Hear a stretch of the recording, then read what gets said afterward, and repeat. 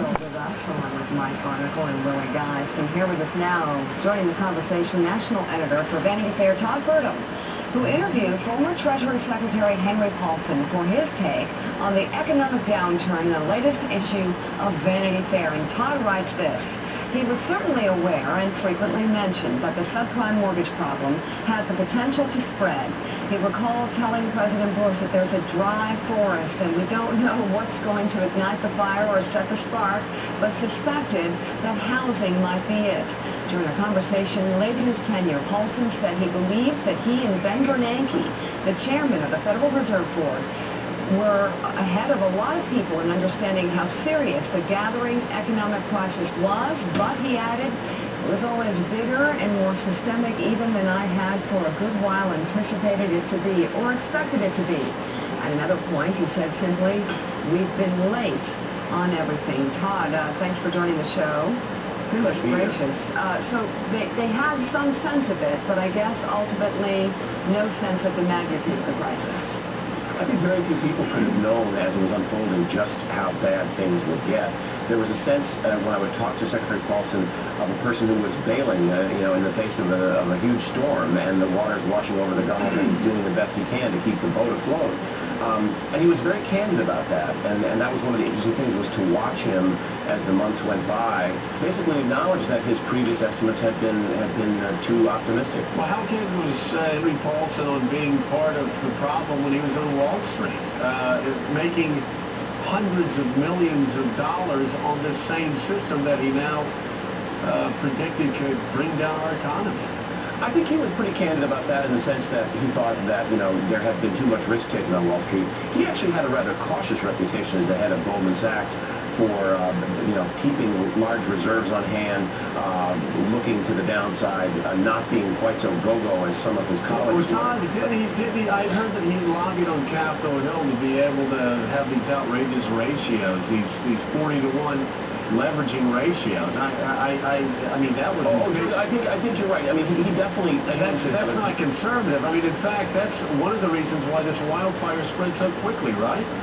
Well, I think he came to have a completely different view about regulation and intervention in markets. I think he had spent his career believing that markets would mediate risk, and I think he saw that this was a circumstance in which the markets had run amok.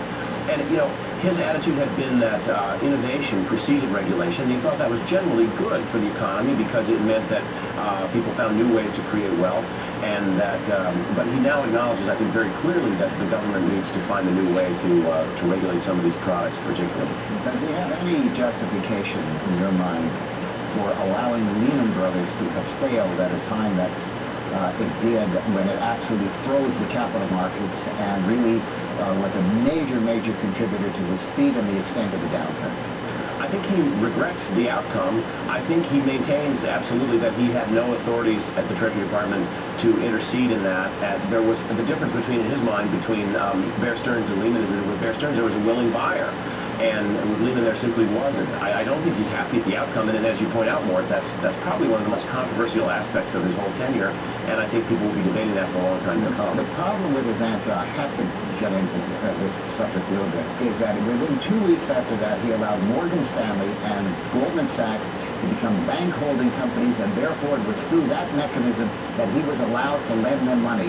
But he wouldn't allow Lehman Brothers to become a bank holding company 2 weeks earlier, and then he says, I couldn't find a way to lend the money. But if he had allowed them to become a bank holding company, in fact, he could have done that. So there was a mechanism. It had nothing to do with whether or not there was a buyer. He saved his company, but he didn't save land. He allowed Goldman Sachs, which got $10 billion, Morgan Stanley, which got, I don't know, $15 billion. This was all within a matter of weeks of not allowing Lehman Brothers. Yeah. And to have bailed out Lehman Brothers. My hands are tied. How would you characterize what you're describing?